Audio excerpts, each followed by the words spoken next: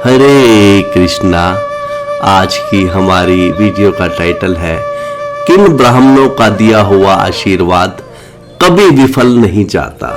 पिछली वीडियो में हमने देखा था महाराज परीक्षित अपने जीवन के अंत में केवल कृष्ण चरित, उसमें भी श्री कृष्ण की अद्भुत बाल लीलाओं को ही सुनना चाहते थे।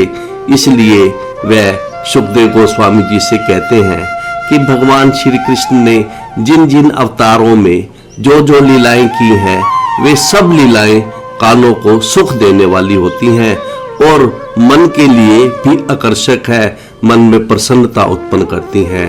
कानों के लिए तो सुखद है शब्दों के द्वारा और मन के लिए सुखद है अर्थ के द्वारा।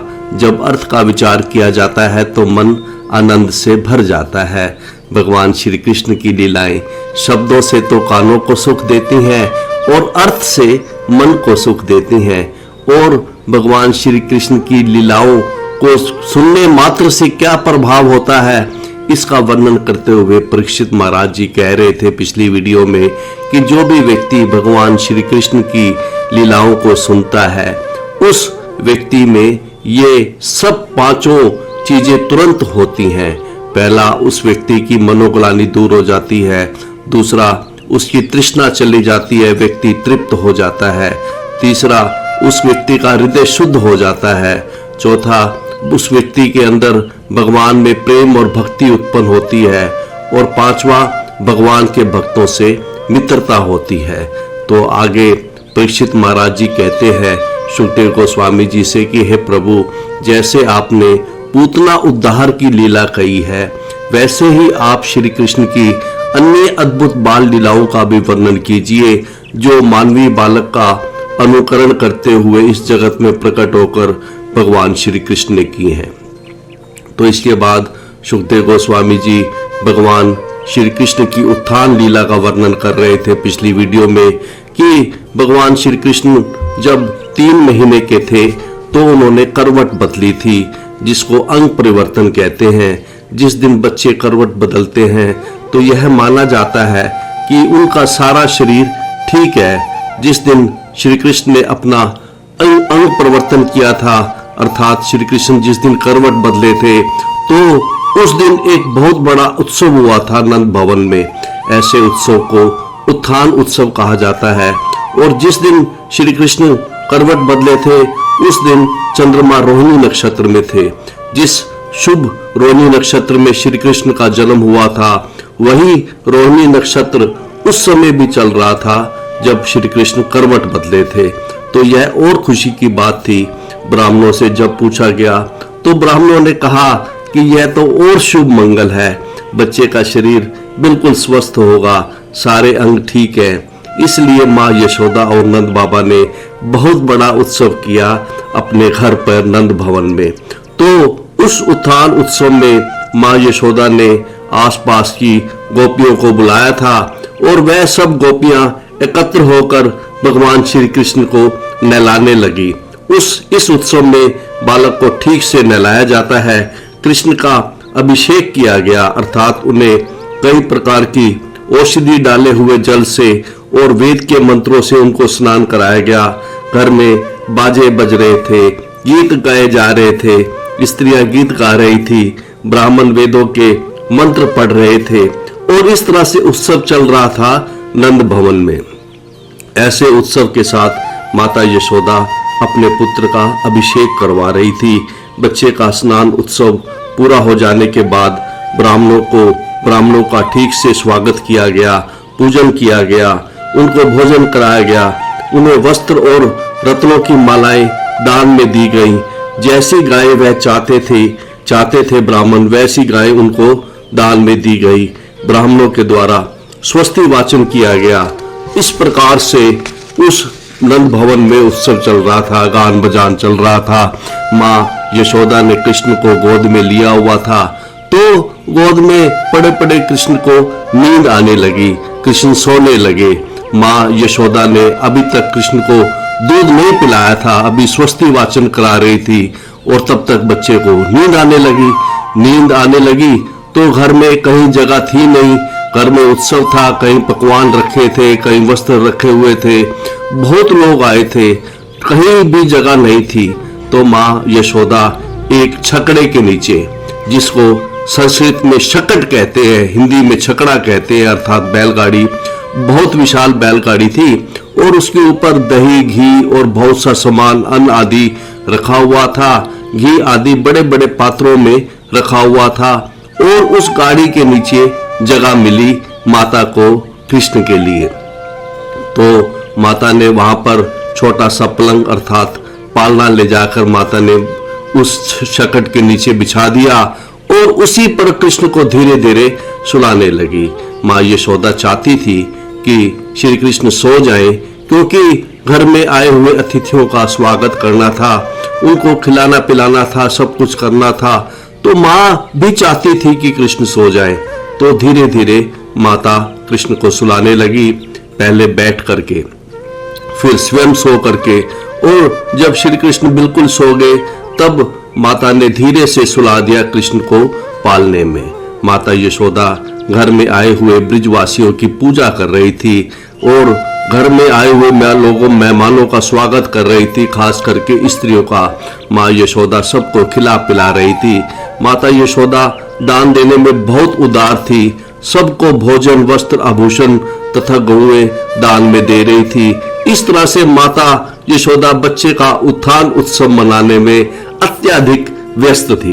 इधर कृष्ण कुछ ही देर में जग गए और रोने लगे। कृष्ण खूब रो रहे थे, लेकिन क्योंकि घर में गाने बजाने चल रहे थे, बाजे बज रहे थे, इसलिए माँ यशोदा बालक के रोने को नहीं सुन पाई, अपने पुत्र के रोदन को वह नहीं सुनी। माता यशोदा कुछ बच्चों को कह दी थी कि इसकी रखवाली करते रहना। तो कुछ बच्चे थे कृष्ण के आसपास खेल रहे थे, लेकिन बच्चों ने माता को डिस्टर्ब करना उचित नहीं समझा, क्योंकि माता व्यस्त थी उत्सव के अंदर। इधर कृष्ण इस तरह रो रहे थे शकट के नीचे। क्यों रो रहे थे? क्योंकि उनको भूख लगी थी, वे अपनी माता का दूध पीना चाहते थे। जब माँ ने उनकी रोने की आवाज नहीं सुनी तो कृष्ण को क्रोध आ गया। क्रोध के मारे कृष्ण अपने दोनों पांव ऊपर की ओर उछालने लगे। तो रोते रोते कृष्ण ने देखा कि हमारे ऊपर शकट क्यों है, मैं तो सबसे ऊपर हूं, लेकिन यह शकट हमारे ऊपर क्यों है। और वास्तविक बात यह थी कि गुरु महाराज कहते हैं कि उस शकट के ऊपर एक असुर आकर के बैठा हुआ था, अदृश्य रूप से। असुर सोच रहा था कि इस गाड़ी को उल्टा दूंगा इस बच्चे पर और मार दूंगा बच्चे को। वह असुर कंस के द्वारा भेजा हुआ था। तो श्री कृष्ण शकट के नीचे लेटे हुए थे और यद्यपि उनके पांव नए नए पत्तों की तरह कोमल थे, फिर भी जब उन्होंने अपने कोमल कोमल पैरों से शकट पर प्रहार किया तो वह शकट जोर से पलट गया और टूट फूट गया। उसके पहिए धुरे से अलग हो गए, उसके जोड़ टूट गए और इस शकट पर रखे सब छोटे छोटे धातु के बर्तन भांडे इधर उधर छितरा गए। पास ही खेल रहे बालकों ने माता यशोदा को फौरन जाकर बतलाया कि शकट टूट गया है, और माता यशोदा तुरंत आई वहां पर और उसने तुरंत बच्चे को गोद में ले लिया। शकट पर जो भी घी, दूध आदि गोरस रखा हुआ था सब बहने लगे। गुरु महाराज जी कहते हैं कि यद्यपि श्री कृष्ण अत्यंत सुकुमार थे, उनके पांव नए नए पत्तों के समान कोमल थे, फिर भी उनके पांव के स्पर्श से ही शकट खंड खंड हो गया, चूर चूर हो गया। यद्यपि शकट बच्चे से ऊंचा था, किंतु कृष्ण आसानी से इसे छू सकते थे और उनका स्पर्श ही पर्याप्त था असुर को पृथ्वी पर नीचे फेंकने के लिए। तो यह अद्भुत लीला की थी भगवान श्री कृष्ण ने जब वो केवल 3 महीने के थे। उन्होंने अपने कोमल कोमल पैरों के स्पर्श से एक ही साथ शक्तासुर का भी वध कर दिया और शकट को भी तोड़ डाला, चूर चूर कर दिया। तो यहां तक हमने पिछली वीडियो में किया था। तो आज के भागवत पाठ के प्रथम श्लोक में आगे सुखदेव गोस्वामी जी कहते हैं कि यशोदा प्रमुखा व्रज स्त्रियां, कि जब यशोदा तथा अन्य स्त्रियां जो उस औथानिक कर्मणि या समागता, जो यशोदा आदि जो अन्य स्त्रियां जो उत्थान अवसर पर वहां एकत्र हुई थी, और नंद आद्याचार्य और नंद महाराज आदि पुरुषों ने जब यह देखा, जब उन्होंने यह अद्भुत दृश्य देखा, तो अद्भुत दर्शन आकुला, जब उन्होंने ये अद्भुत विपत्ति देखी, देखकर बहुत विचलित हुए कि यह सब कैसे घटित हो गया, कैसे एक लदी हुई भरी हुई गाड़ी बच्चे के ऊपर टूटकर गिर गई, फिर भी बालक को चोट नहीं आई। सब आश्चर्य करने लगे। क्या आश्चर्य करने लगे कि कथम स्वयं वै शकटम विप्रियगात, कि कैसे यह शकट अपने आप उलट गया, चूर चूर हो गया। तो इसके सरलार्थ में गुरु महाराज जी ने लिखा है कि जब यशोदा तथा उत्थान उत्सव के अवसर पर जुटी स्त्रियों तथा नंद महाराज इत्यादि सभी पुरुषों ने यह अद्भुत दृश्य देखा कि शकट पलट गया है, तो वे आश्चर्य करने लगे कि यह छकड़ा किस तरह अपने आप चूर चूर हो गया। वे इसका कारण ढूंढने के लिए इधर उधर घूमने लगे, किंतु कुछ भी वो तय नहीं कर पाए। गुरु महाराज जी कहते हैं कि जब शकट उल्टा तो बड़े जोर से आवाज हुई, बहुत भयानक शब्द हुआ, सबका अटेंशन उधर हो गया। क्या हुआ, क्या हुआ? आकर के सब देखते हैं तो शकट उल्टा हुआ था, कोई कारण नहीं था, कुछ नहीं। अब सब लोग यही बात आपस में करने लगे, अरे कैसे हुआ, कैसे हुआ? हे भगवान, बच्चा बच गया, यही अच्छा हुआ, लेकिन ये शकट उल्टा कैसे? किसी ने धक्का नहीं मारा, कोई आंधी नहीं आई, कोई तूफान नहीं आया, कोई भूकंप नहीं आया, कोई कैसे शकट पलटा? कहीं एक छोटे से भूखंड में भूकंप तो नहीं आया? तो चारों तरफ बातें होने लगी, कैसे हुआ, कैसे हुआ, कैसे शकट पलटा? अब तक किसी को कोई कारण नहीं मिल रहा था। स्त्रियां आपस में बातें करने लगी, कहने लगी, सखी कैसे हो गया, कैसे हो गया? अच्छा हुआ ये शकट बालक पर नहीं उल्टा, भगवान हरि ने बचा लिया। निश्चित ही हम लोगों ने बहुत पुण्य किए होंगे पिछले जन्म में, जो यह बालक बच गया। चारों ओर चर्चा का मुख्य विषय यही था कि शकट पलटा कैसे। बहुत आश्चर्य की बात थी। माता यशोदा ने माना कि कोई ग्रह उलट दिया है शकट को, कोई ग्रह लग गया है। वास्तव में गुरु महाराज जी कहते हैं कि वास्तव में कोई ग्रह नहीं लगा था, उसका बच्चा ही सबसे भारी ग्रह था, वो कृष्ण ग्रह ही सब कर रहा था। तो किसी को ये पता नहीं था कि बच्चे ने ही शकट को उल्टाया है। सब लोग बात कर रहे थे, कोई कुछ अनुमान कर रहा था, कोई कुछ कह रहा था, कोई कह रहा था कोई असुर आया होगा या किसी भूत प्रेत ने उलट दिया होगा। तो अगले श्लोक में कहते हैं कि अव्यवस्थित मतिन गोपान गोपीचय, कहते हैं कि शकट कैसे पलट गया, इसके विषय में गोपों और गोपियों जितने भी लोग वहां जुटे थे, उनकी अव्यवस्थित मतिन, उनकी मति, उनकी बुद्धि काम नहीं कर रही थी। गोप और गोपियां कुछ निर्णय नहीं कर पा रहे थे कि कैसे शकट पलट गया।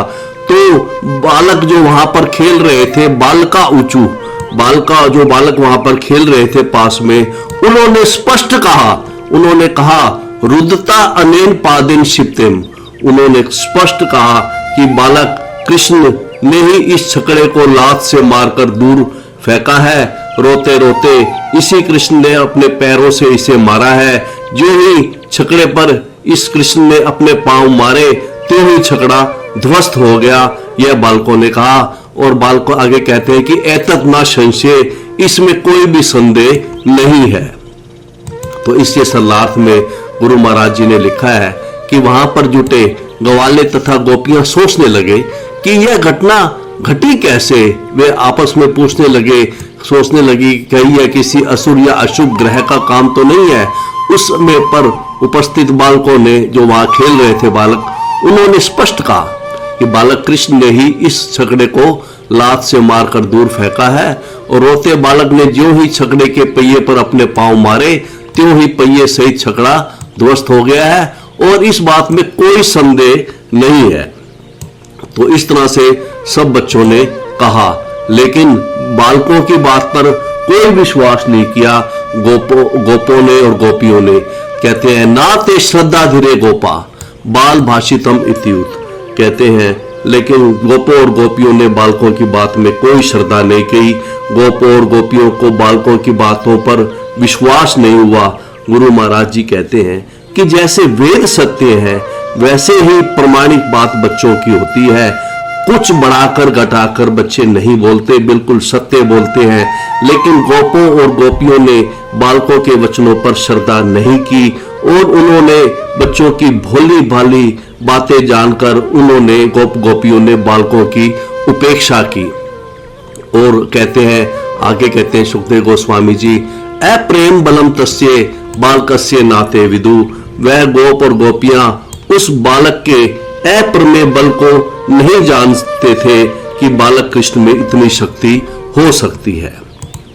तो इसके सरलार्थ में गुरु महाराज जी ने लिखा है कि वहां एकत्र गोपियों तथा गोपों को यह विश्वास नहीं हुआ कि बालक कृष्ण में इतनी अचिंत्य शक्ति हो सकती है, क्योंकि वे इस तथ्य से अवगत नहीं थे कि कृष्ण सदैव असीम है।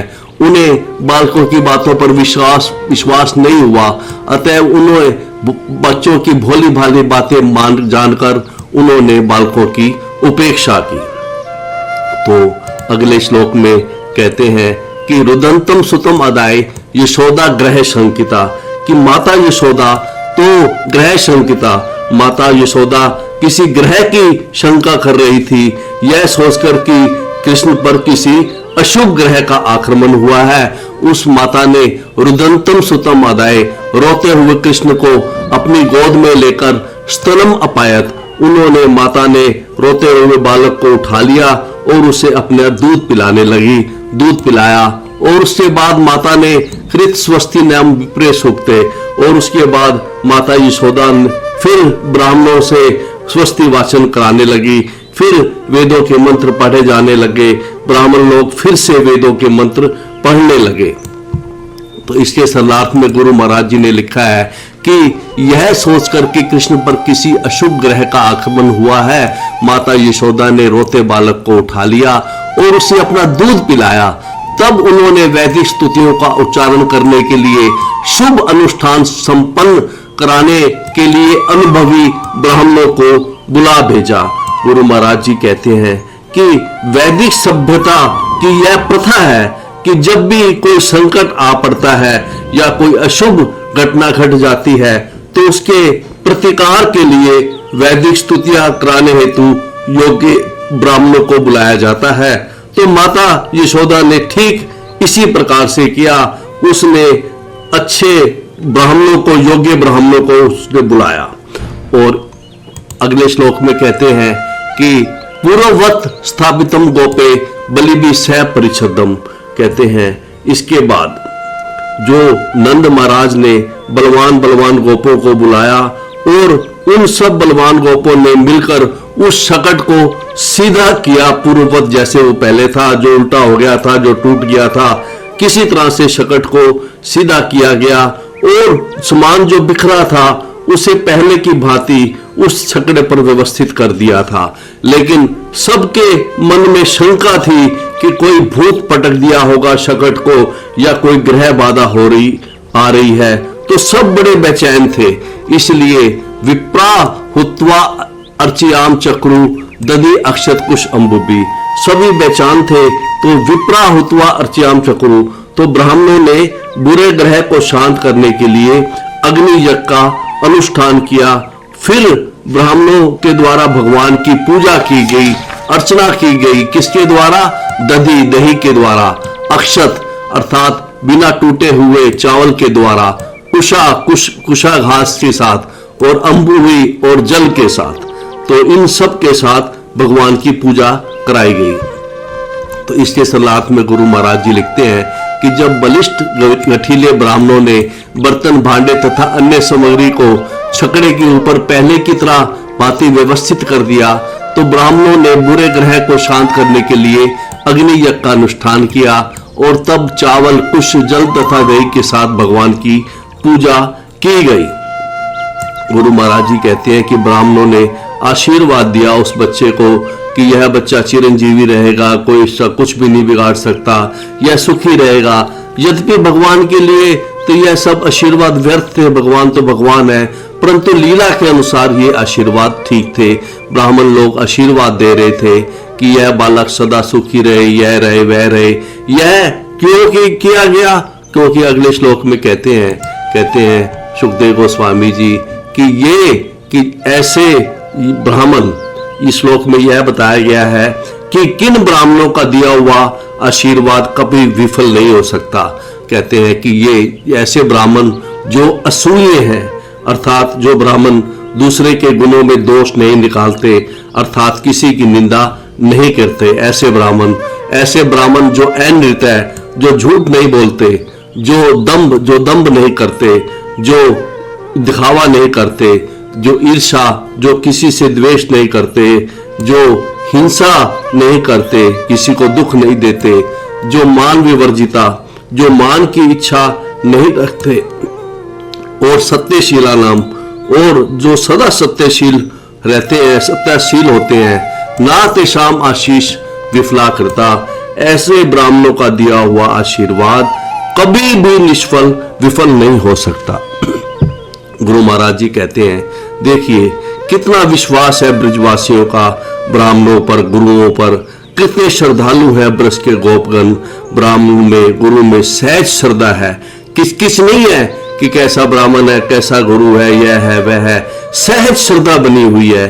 तो यहाँ सुखदेव गोस्वामी जी का वाक्य है कि ऐसे गुणों वाले ब्राह्मणों का आशीर्वाद कभी विफल नहीं होता।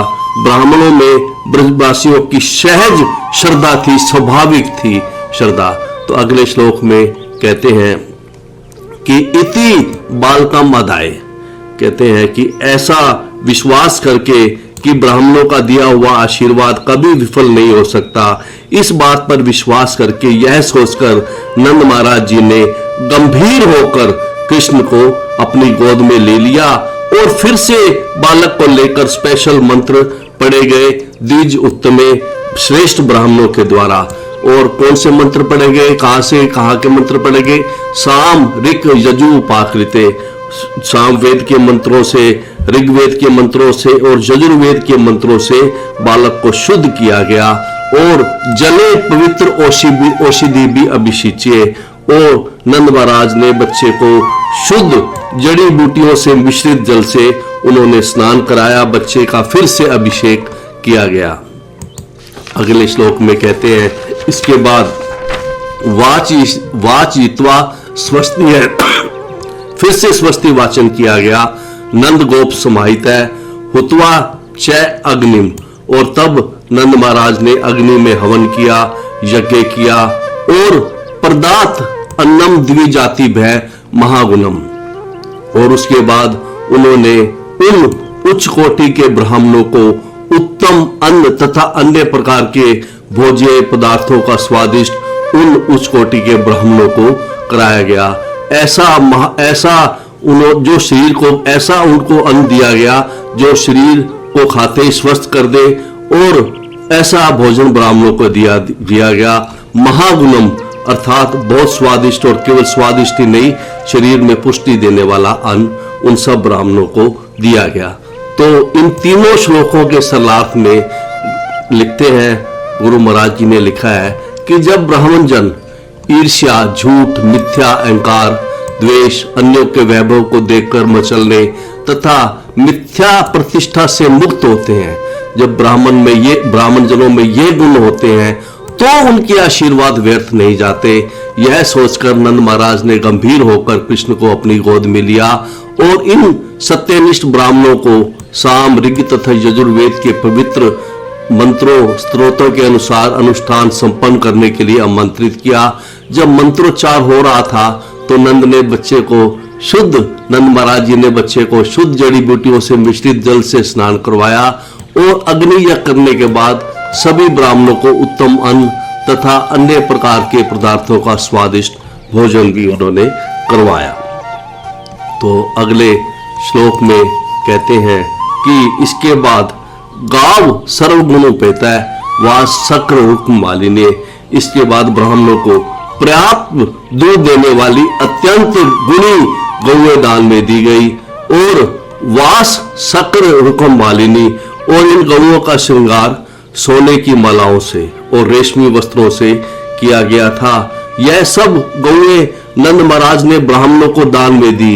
किस लिए दान में दी वो बताते हैं कि आत्मज अभ्युदय अर्थाए, अपने आत्मज अपने पुत्र के अभ्युदय के लिए, अपने पुत्र के हित के लिए, अपने पुत्र की समृद्धि के लिए नंद बाबा ने यह सब गौएं ब्राह्मणों को दान में दी। प्रदाते थे ये सब गौएं नंद बाबा ने ब्राह्मणों को गौ सब दान में दी और ब्राह्मणों ने भी उन्हें स्वीकार किया और चय अनवियुज्यत है और बदले में ब्राह्मणों ने समूचे परिवार को तथा विशेष रूप से श्री कृष्ण को, बालक को आशीर्वाद दिया। तो इसके सलार्थ में गुरु महाराज जी ने लिखा है कि नंद महाराज ने अपने पुत्र के धन वैभव हेतु ब्राह्मणों को गौएं दान में दी, जो वस्त्रों, फूलों, मालाओं तथा सुनहरे हारों से सजाई गई थी। ये गौएं प्रचुर दूध देने वाली थी। ये गौएं ऐसी गौएं दी गई ऐसी गौएं दान में दी गई जो प्रचुर दूध देने वाली थी और ब्राह्मणों ने उन्हें स्वीकार किया। बदले में ब्राह्मणों ने समूचे परिवार को तथा विशेष रूप से श्री कृष्ण को उन्होंने आशीर्वाद दिया। ब्राह्मण लोगों ने आशीर्वाद दिया, श्री कृष्ण को आशीर्वाद दिया कि यह बच्चा चिरंजीवी रहे, सुखी रहे। उन ब्राह्मणों को यह नहीं पता था कि यह बच्चा दूसरों को चिरंजीवी बनाने वाला है। यह पुराण पुरुष है, अनादि है, अनंत है। जैसे नंद बाबा थे ब्रज में, नंद बाबा ब्रज में ऐश्वर्य भाव से हीन थे, उसी तरह से वहां जितने भी ब्राह्मण आदि थे वे यही समझते थे कि छोटा सा बच्चा है तो अपनी पूरी ताकत लगाकर बच्चे को सुरक्षित रखना चाहिए, इसको आशीर्वाद देना चाहिए। तो ब्राह्मण लोग खूब आशीर्वाद दे रहे थे। तो सुखदेव गोस्वामी अगले श्लोक में दोबारा से कहते हैं एक बात, कहते हैं कि विप्रा मंत्रविदा युक्ता तय या प्रोक्ता तथा आशीष। कहते हैं कि मंत्रविदा, कहते हैं ऐसे विप्र, ऐसे ब्राह्मण जो मंत्रविद है, ऐसे जो वेद के पारदर्शी ब्राह्मण है, जो वैदिक मंत्रों के उच्चारण में पूरी तरह से पटु है और युक्ता थे, और ऐसे ब्राह्मण जो भगवान कृष्ण के भगत है। कहते हैं कि जो वेदों के ज्ञाता ब्राह्मण है और भगवान विष्णु, भगवान कृष्ण के भगत है और उनके द्वारा प्रोक्ता, उनके द्वारा दिया हुआ आशीर्वाद ता निष्फला भविष्यन्ति ना कदाचित, उनके द्वारा दिया हुआ, ऐसे ब्राह्मणों का दिया हुआ आशीर्वाद कभी भी निष्फल नहीं हो सकता और अपि स्फुटम, और यह बिल्कुल निश्चित बात है, बिल्कुल स्पष्ट बात है। तो इसके सलार्थ में गुरु महाराज जी ने लिखा है कि वैदिक मंत्रों के उच्चारण में पूरी तरह से पटु ब्राह्मण योग शक्तियों से संपन्न योगी थे। वे जो भी आशीर्वाद देते वह कभी निष्फल नहीं जाता था। तो गुरु आगे कहते हैं, गुरु महाराज जी कहते हैं, सुखदेव जी गोस्वामी जी ने पहले भी यह कहा था कि ब्राह्मणों का दिया हुआ आशीर्वाद कभी भी विफल नहीं होता। लेकिन दूसरी बार ये शब्द दोबारा बोल रहे हैं, निश्चित बात बोल रहे हैं कि ब्राह्मी गुणों से युक्त, अर्थात जो गुण पहले बताए गए हैं, ऐसे गुणों से युक्त ब्राह्मणों का दिया हुआ आशीर्वाद कभी भी विफल नहीं होता। तो इस तरह से हमने आज का ये टाइटल पूरा किया है। तो अगली सीटिंग में हम देखेंगे कि तृणावत्र कैसे भगवान श्री कृष्ण को उड़ा कर ले जाता है, उसको हम अगली सीटिंग में देखेंगे। तब तक के लिए हरे कृष्णा।